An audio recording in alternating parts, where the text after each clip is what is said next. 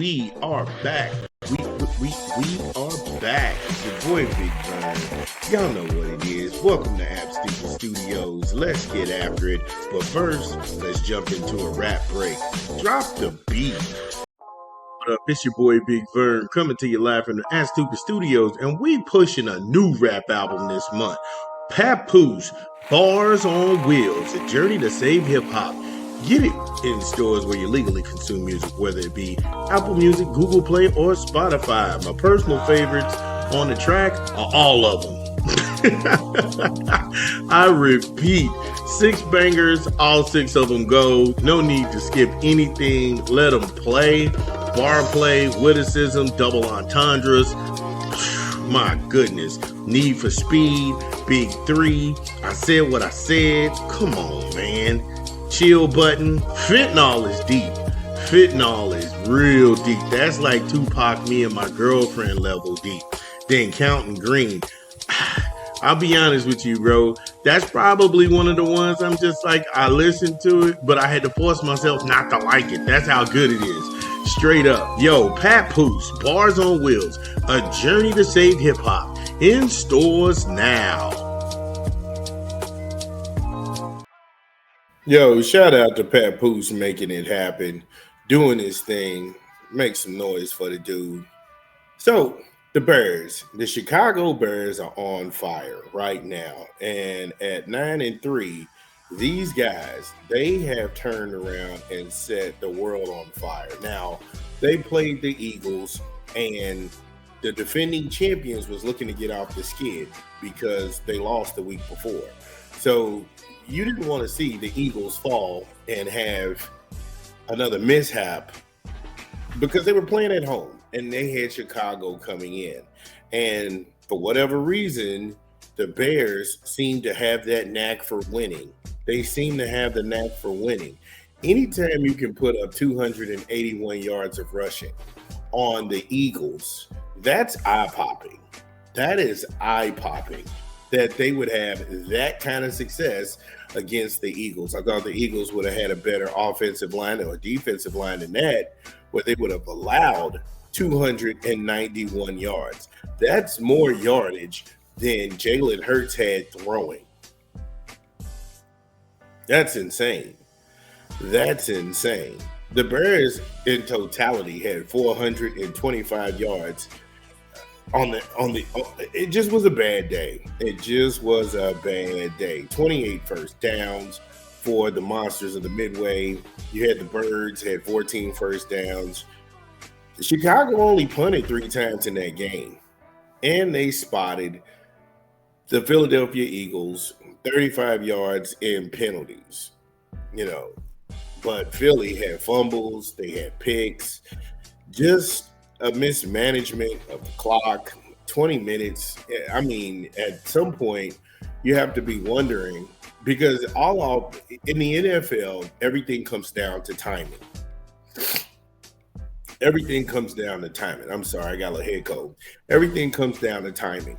And if you're able to ice a quarterback by keeping him on the sidelines and the run game is stretching the field on that defense, making them north and south runners and gashing them in between the hashes, it could get ugly. It could get ugly. And it was just sound football. It was sound football. Again, the Bears look like they're taking on their own characteristics. They're taking their future into their hands. I want to say Caleb Williams right now, if you're looking at the comeback player of the year, I wouldn't say comeback because that would just imply that he went somewhere and had done something. On the year, this kid is 2,722 yards, 17 touchdowns, and 5 picks. His QBR right now is at 88.2. Yes, those are his numbers. If you're asking me, in my humble opinion, my MVP, Dak Prescott, is going to be one, because this is all about numbers. This is all about numbers, and he's leading his division. He was a guy, they could not wait to call him a bust. They could not wait to go ahead and jump up and down on this man's grave. And what he's been able to do under Big Johnson is nothing shy of miraculous. He was sacked twice in that Eagles game, but he was 17 of 36 for 154 yards, a score, and he had a pick. He also ran 5 times for 13 yards. Again, just a good day at the office. Now, the run game, and you have to give Eric Bieniemy a lot of credit because he's the running back coach in Chicago. Anytime that you can have DeAndre Swift have 18 grabs, 125 yards, and a score, and then you can couple that with Kyle Monagai. That guy had 22 grabs and 130 yards and a score. They had 2 100-yard rushers in the same game. On the pro level, that's unheard of, especially when they're trying to return back to the pitch and catch era. That is unheard of when you're trying to go back into the pitch and catch era. So not only was the running back game in the running backs really fruitful, there were 5 to 6 different wide receivers with double-digit yardage in the game as well. And if you're the Eagles, where do you go from here? You know, if you're looking at Philadelphia coming down the pipe, you've got to go ahead and get some things accomplished. You've got to go to San Diego. Not San Diego. They're not the San Diego Chargers any longer. They're the LA Chargers. And then you stop over in Vegas. Then you get the Commanders on the road.